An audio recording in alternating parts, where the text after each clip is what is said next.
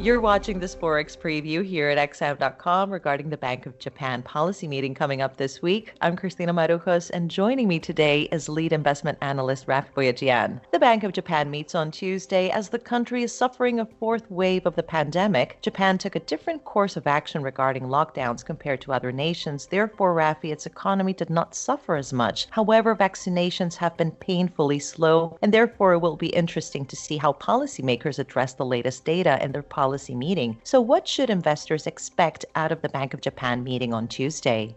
So, Christina, you are right in saying that Japan is at the moment being swept by a fourth wave. And in fact, we had an announcement over the weekend that a state of emergency has been declared in the major prefectures in Japan. So while this will certainly impact growth in the coming months overall, because Japan doesn't have tough lockdowns as, say, in Europe, the Bank of Japan is broadly optimistic about the growth outlook. And in fact, the recovery has been faster than predicted. So the Bank of Japan will probably upgrade their growth forecasts for the current year, but looking at inflation, it's somewhat of a different story. And so just as we're talking about inflation jumping in places like America, in fact, inflation remains subdued in Japan. So the Bank of Japan will probably revise down its inflation forecast. Overall, though, these are probably not too significant changes to the outlook, and we're not expecting any changes in monetary policy by the Bank of Japan for the foreseeable future. And in fact, because at the last meeting, the Bank of Japan did make some adjustments to their various monetary easing measures to make them more sustainable. So that's a sign that the current settings will stay in place for some time to come.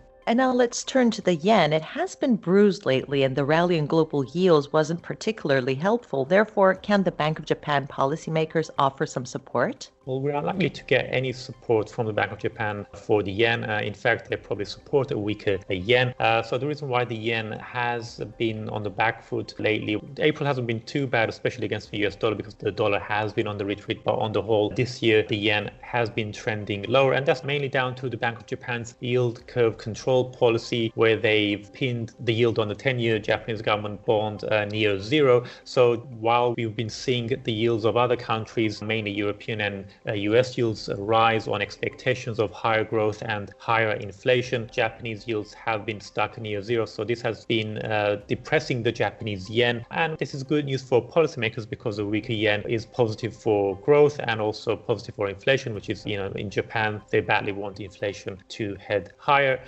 So the yen has mainly been determined by yield differentials in the last few months, and that's not about to change anytime soon. The only thing that can potentially boost the yen in the coming months is if we were to have a risk-off episode in the markets. So this could be, for example, on the back of, say, a mutant variant being discovered, which the current vaccines are ineffective against, or we could possibly have some geopolitical tensions. But aside from that, BoJ policy is unlikely to affect the yen for the foreseeable future.